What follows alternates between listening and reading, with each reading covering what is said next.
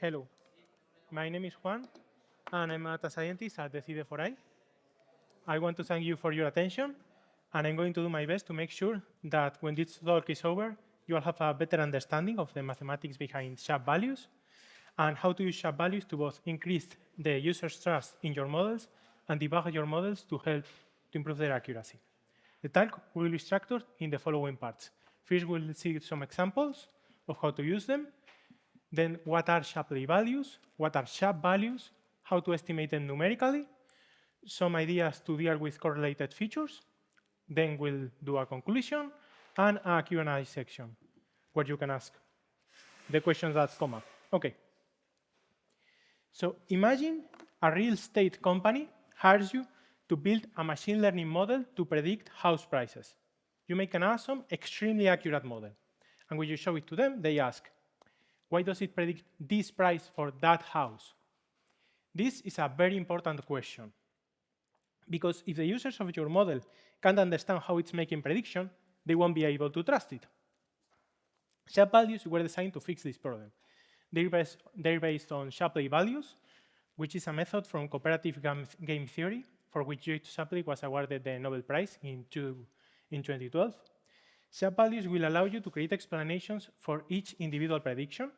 Not only can they explain individual prediction, but also provide explanations for the complete model and help debug models and find ways to improve them.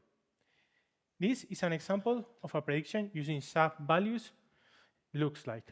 The idea is, if this is the price, this is the average target price of a house, and this is the prediction for this specific house, why the difference? Why is not predicting the average? Okay, so the idea is that for every feature, if the year built was 24, okay, so that has increased the price by 15,000. The interesting thing about this is that this is something that you can explain without the need of the user to understand the model behind it. Not only can they explain a single prediction, you can also provide explanations of the model as a whole. The idea is that each of those values is the mean SHAP value over all the observations. So what's the mean absolute value for this particular feature? That value. And that way, the higher the average value, the higher its importance. You can interpret that as the average impact that feature has on the predictions.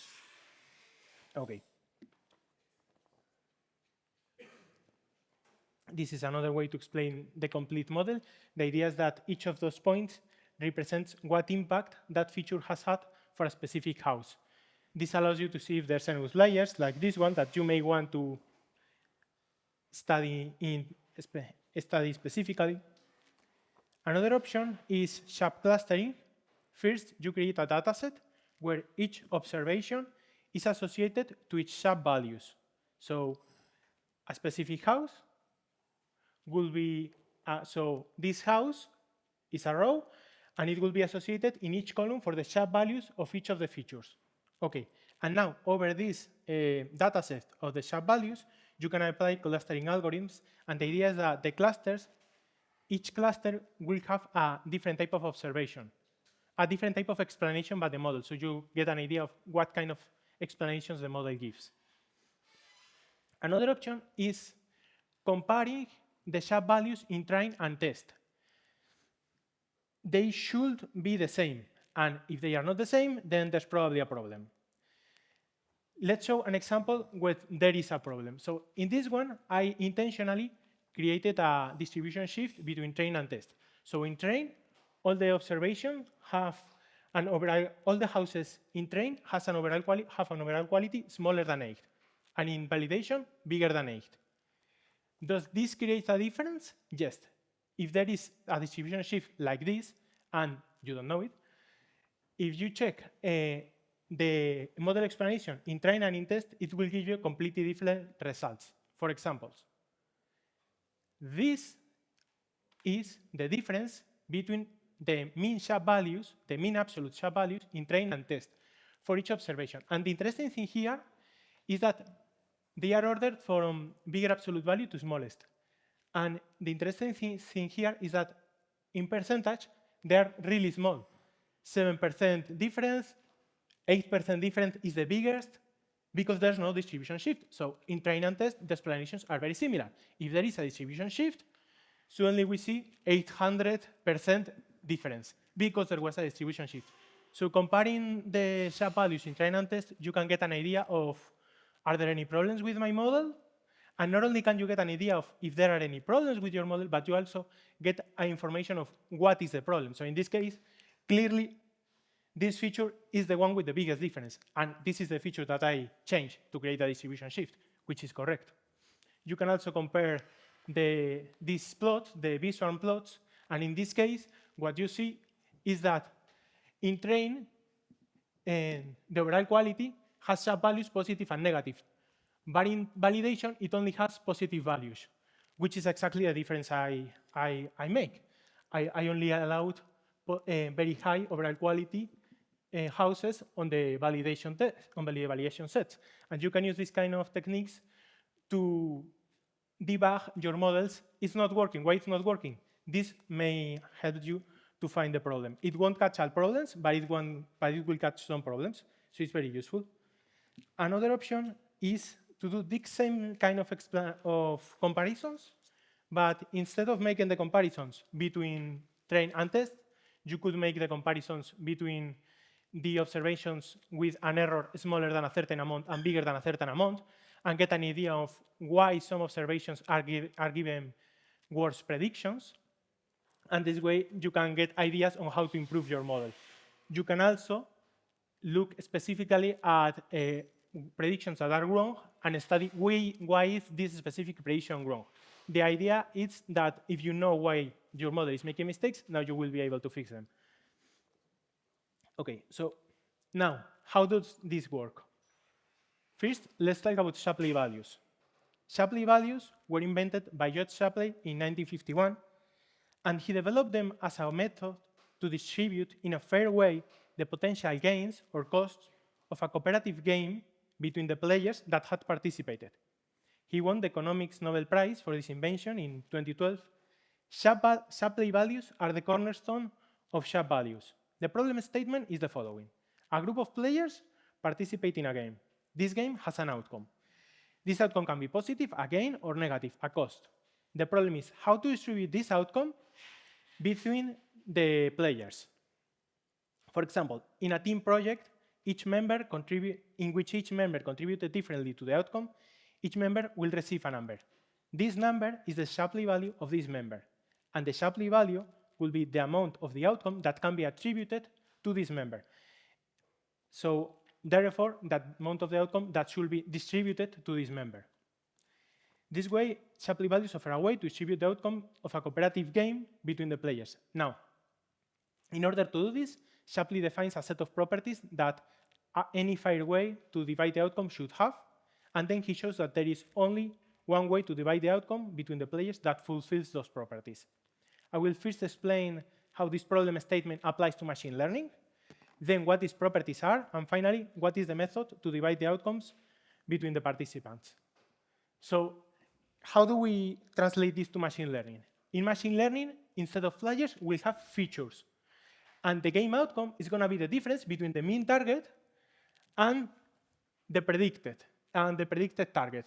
So this difference is going to be the outcome of the game. So the outcome of the game is for a specific model, for a specific observation, for one observation specifically. And the players will be the features. Now, the idea is that now we're going to, instead of attributing a part of the outcome to each player, we're going to attribute a part of this difference to each of the features. Okay, so now we're going to define a set of properties that a fair way to divide the outcome of a cooperative game between the participants should have. I'm not going to focus on the question, but rather on the intuition behind them and what these properties mean for machine learning specifically. I'm going to talk about subsets of players without explaining how to translate these to subsets of features, but we'll talk about that later. The key thing to note here is that the only method that has these properties is the Shapley values method. Okay, so the first property what it means is the whole outcome of the game should be divided between all the players. And in machine learning, the whole difference between the mean target and the predicted target for a specific observation should be divided between all the features, should be caused by all of the features. Symmetry, in other words, if two players always create the same impact when they are included in a team, they should receive the same Shapley value. And if two features are the same feature and they are used in the same way by the model, then they should receive the same SHAP value. Linearity. This is going to be relevant when we are doing model ensembles. So for example, if a model is 0.2 multiplied by model A and 0.8 multiplied by model B, the SHAP, this third model is a linear combination of these two, then the SHAP values of this model are a linear combination of these two, 0.2 by the SHAP values of this model plus 0.8 by the SHAP values of this model. So if one model is a linear combination of models, then its SHAP values are a linear combination of those models. And the null player means that if a model doesn't use a feature, then its SHAP value should be 0. Okay. As I said, I'm going to talk about subset of players without explaining how that applies to subsets of features. I'll explain how to do that later. The formulation of the Shapley values equation I'm going to explain is not the most common, but it is necessary to understand how to estimate the Shapley values numerically. The standard formulation is a refactoring of that equation. Okay, let's assume that a coalition of players is formed in such a way that players join the coalition one at a time. The contribution of a player to the coalition is the difference between the game outcome before he joins the coalition and the contribution of a player to a coalition is the difference between the game outcome when the player has joined the coalition and just before. So, for example, let's say the players are the green square, the red circle, and the blue triangle.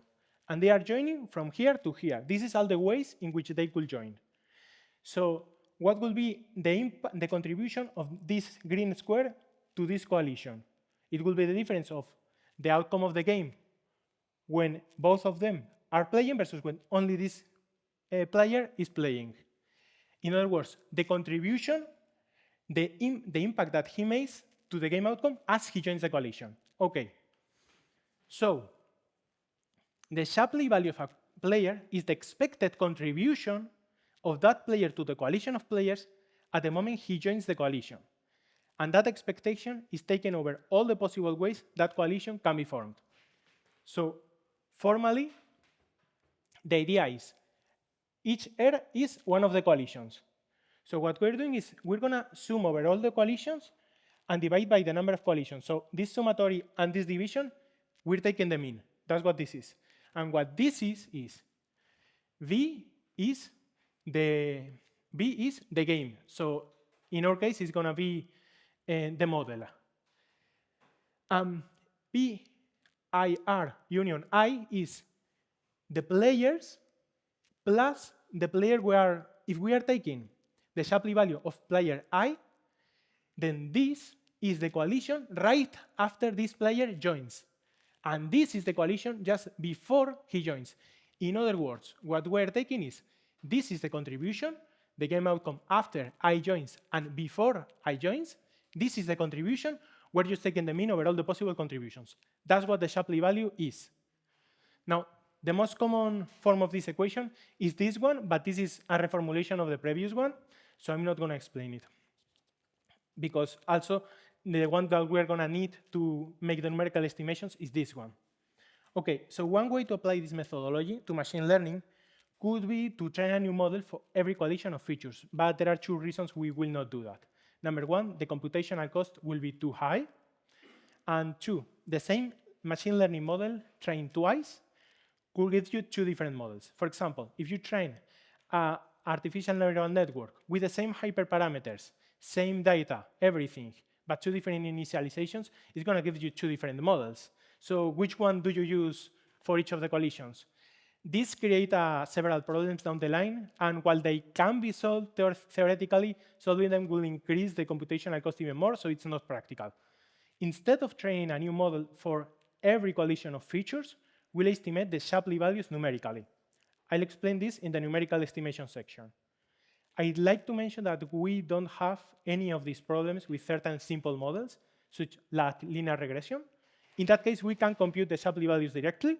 This approach is called Shapley value regression, and while it works well for linear regression, it's not applicable for most models because of the problems I have mentioned. Therefore, instead of explaining this methodology to compute the Shapley values, I'll explain a model agnostic approach instead.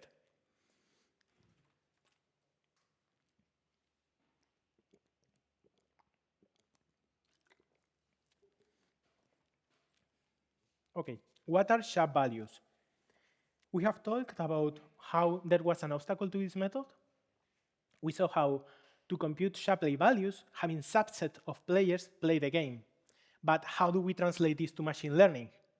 In machine learning, the players are features, and the game outcome is the difference between the model's prediction and the mean target for a specific observation. So the difference between the model prediction for a specific observation and the mean target overall. So, however, with most models, we can't get predictions using only a subset of features because most machine learning models don't accept missing values. I won't get into the details, but imputing these missing values is not a good option in this case. So how do we compute a prediction using only a subset of variables? Specifically, how do we compute this V, which is the difference between the model prediction and the mean target, and this V? How do we compute them when the input is only a subset of features? That's what we're trying to solve. Okay. Here's how we solve these problems when you use SHAP values. So if all the features are C, we can divide them between the features that are going to play the game, C sub S, and the rest of the features, C or complement of S. Okay, so we are going to estimate what we're going to define that V of C of S is this expectation conditioned to the features that we do know. Now, what are we conditioning on? We're taking the expectation over the features that we don't know, conditioned to the features that we do know. Now, this is complicated to compute, so we are going to make an assumption of independence. We're going to assume that the features we do know and are playing the game are independent of the features that are not playing the game over which we're taking the expectation. This simplifies the computation a lot. Now, I want to mention that while we're assuming the independence is not as strong of an assumption as if we were to assume feature independence over all the features, because we're only assuming that this block of features, all of them are independent with all of them, with the rest of the features. But we are not assuming independence over every single feature. There can still be dependencies within the blocks. So we are assuming feature independence, but it doesn't affect us negatively as much as a full feature independence assumption. Okay. So, summarizing everything, we're going to define that playing the game with only a subset of the features is the expectation over the features that are not playing the game of the result of the prediction of the model. Okay. So how do we estimate that numerically? By the way, thanks to this formula, we have successfully gone from Shapley values, a cooperative game theory solution concept, to SHAP values, which is an explainable machine learning algorithm. If you read the SHAP paper, they assume linearity on top of feature independence, but they make this assumption because they use it for some numerical estimation methods, but the linearity assumption is not needed for the numerical estimation method that I'm going to explain. This is an advantage, since not assuming linearity allows the method to work better with nonlinear models. Okay, so we have to solve one question, which is, how do we estimate this? Okay. So, a second. Okay. What's the game? The game outcome was the difference between a model prediction and the mean of all the predictions. Okay, that was the game that we were playing. Now, what was the Shapley value? The mean contribution. Okay, the mean contribution. The Shapley value of a player is the mean contribution when he joins the coalition. So in order to compute that, we will need to see if the Shapley value is the mean contribution of a player, we need to be able to compute every contribution. Okay, so this is the Shapley value formula. This is the mean over all the contributions. We're gonna substitute, but we didn't know what does the B of a subset of features mean. We have defined it now. So if we substitute our definition of what B of a subset of features mean in the Shapley value formula, we get this. And how do we estimate this? That's the question. How do we estimate that? Okay, so we have one permutation of features, and we want to compute the contribution of one feature, E. So one permutation means one ordering of this, and we want to compute the contribution of one feature, E. Okay. So this is the observation to explain. And we are assuming that, so if we want to compute this, we need the expectation of the model prediction when we know up to here and when we know up to here. Because the contribution will be, what's the game? When we know these features, so after the player joins, minus before the player joins, when we only know these ones. So what we're gonna do is, in order to compute these expectations, we're just gonna sample random observations. We're gonna sample random observations, and we're gonna substitute these values with values from a random observation. And if we do that many, many times, we will estimate the expectation of the outcome of the outcome of the game, which depends on the prediction of the model. So what's the expectation of the prediction of the model? When we know these features, and we are assuming they're not connected with these ones, we pick a random observation, and we substitute the features that are not playing the game with this random observation. We do this many, many times. We get an estimation of the expectation when these features are playing the game. Same thing with this one. And actually, we can, because we don't care about the expectations separately, we only care about their difference, we can do this at the same time. So we pick an observation to explain. So we have an observation to explain. We have a feature. We have a specific permutation. We pick a lot of random variables, and a lot of random observations, and for each and every one of them, we create two artificial observations. One with the features before the one whose contribution we're trying to compute is, up to this one, including, substitute with a random observation. One just before, substitute with a random observation. Do this many, many times. You get estimations of these two, subtract one and the other, and we get that expectation that we were trying to compute. Okay, so there is a little bit of a problem because I'm assuming we are doing this for every permutation, and there may be way too many permutations, so you may not be able to do this. So we're gonna sample not just these random observations, but we are also gonna sample permutations. And the way this plays out at the end is this way. We want to approximate the SHAP value of the ETH feature for a specific observation, for a specific instant X. So we determine how many samples we are willing to use, depending on how much computing time we have. And what we're gonna do is, we're gonna choose for each, and we're gonna choose one random permutation, one random observation. We compute the prediction of the model 2 times. In the first one is the prediction of the model for, we know these features. This one is from a random observation. In the second one, we know these features. And the other ones are from a random observations. These are from the feature X. This is from the random observation Y. We subtract those two. We do this many, many times. We take the mean. And that is our estimation of the SHAP value. Okay.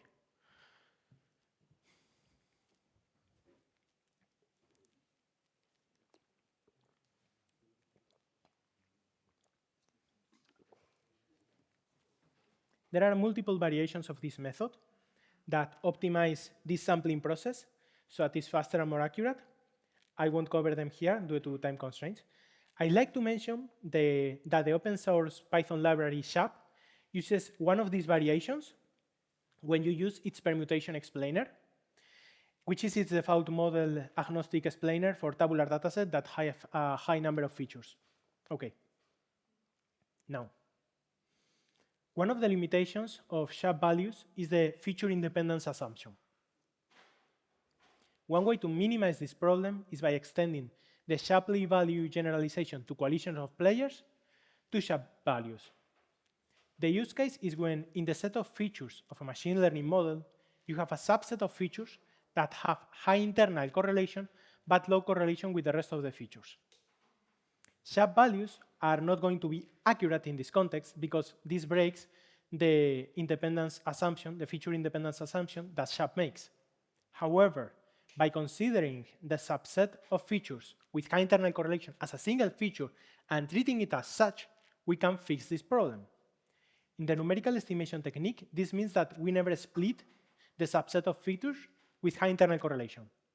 This, of course, means that we won't get a SHAP value for each of the individual features inside this subset. Instead, we will get a single SHAP value for the subset with highly correlated features and individual SHAP values for the remaining features. This can also be done when there are multiple clusters of features with high intergroup correlation but low intergroup correlation. On a theoretical level, we will consider each cluster a coalition of players and give them a single SHAP value per coalition of players. And on a numerical level, we'll consider each cluster of features a single feature and treat it as such, never splitting it in the creation of the artificial samples.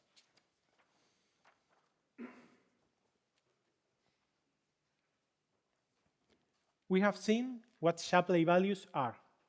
We have seen how SHAP values translate the Shapley value concept from cooperative game theory into a practical tool for explainable machine learning.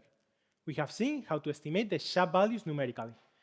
We have seen how to compare SHAP values in train and validation dataset to detect and diagnose bugs and inefficiencies in machine learning models. And we have seen how to use SHAP values to increase trust in your model's prediction through SHAP explanations. I hope that you found this talk interesting, and I hope that in the future, if you ever need a machine learning explainability tool, you will consider SHAP values as one more tool at your disposal. Thank you very much for your attention.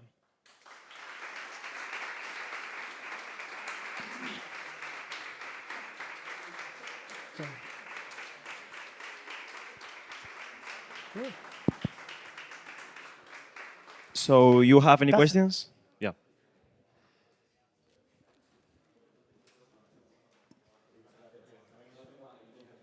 Okay, so actually, thank you for the talk. It was really interesting. And I have a couple of questions. The first one is a more direct one, which is if you can use SHAP in different data sets to detect if your model has any sort of concept drift or anything, if it makes sense to use SHAP in this context. And the other one is that if you ever use SHAP... Sorry? Can you repeat? If you can detect concept drift using SHAP values. If you can? Detect concept drift in your data set. For example, you have a model and then it's changing. And the other question is, I know that you've explained this and I see that maybe this algorithm has like a lot of complexity, like it's not like we're computing stuff. So my question is, this is for a data set with a low amount of features. What happens if you, for example, want to use SHAP in LLMs or in networks that are deep and have tons and tons of features? Can you use that actually to evaluate and to talk about the explainability of the model in those contexts? Just as a question. So if there are many features, yes, you can use these kind of techniques. There are ways to optimize this sampling procedure when there are many, many features. Specifically for LLMs, I know there have been a couple papers published, but I haven't read them, so I can't tell you specifically for that case. But in case of tabular dataset with many features, yes, you can. In case of images, yes, you can. But the way you do it is differently. And there are libraries for most of these things. In the case of tabular data, SHAP values works very well. So you don't have to actually program all the details. And it won't detect every difference between two data sets, but it will detect many differences and it will tell you what the difference is. So will I recommend to only use SHAP values to detect difference between two datasets? No. Will I recommend using it on top of other things to detect differences? Yes, absolutely.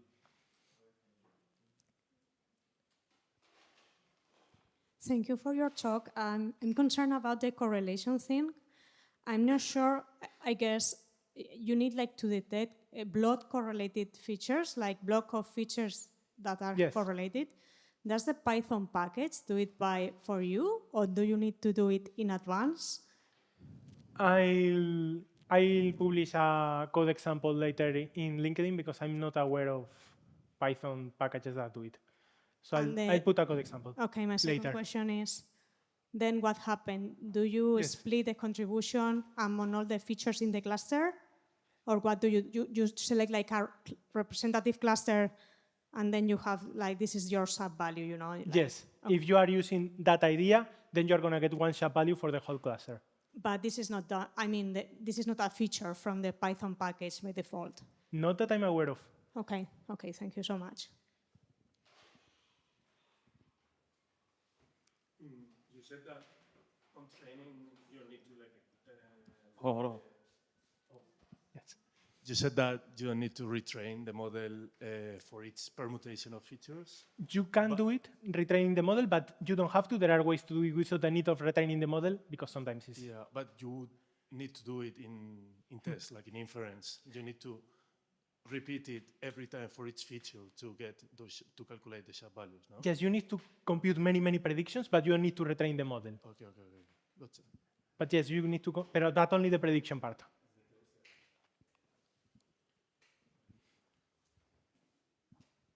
Thank you very much. You mentioned that one of the major limitations of this method is that it assumes that, so Yes. for each feature that you want to get a value for the feature, you need to assume that it's uncorrelated or independent, I don't remember, independent from the rest of features. And you do that for each feature one at a time, right? And is that how it works? When you are doing the computations, you are dividing in blocks. So you're assuming this block is independent, all the features on this block are independent from all the features on this block. But since the blocks are changing, Right. it's similar to making that assumption. Right. It's not as strong, but it's pretty similar, yes. Okay. Is there any other like major assumption of that this method makes? You said that in the paper they Yes. assume linearity. Yes, they assume linearity, but they assume linearity because they use a different numerical estimation method that is based on lime. And since lime is approximating the model with a linear model, then that's why they assume linearity. But since we are not doing that here, we don't need it. So that's the only major assumption. In this specific method, yes. Then there are other sampling methods that have other assumptions. So specific numerical estimation methods that are only for trees, Right, only for artificial neural networks, and those do make other assumptions, but not this one. Okay, thank you so much. Any other? Maybe this last one. Hello, thank you for your talk. Do you have any heuristics to determine the number of iterations that you should run the process, like depending on the number of features or something like that?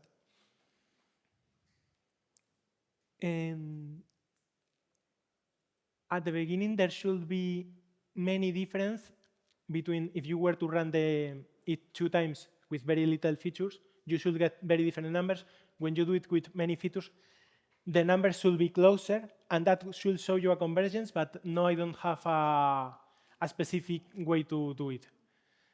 So I generally just do it based on how much time I have. I use it as many samples as I can.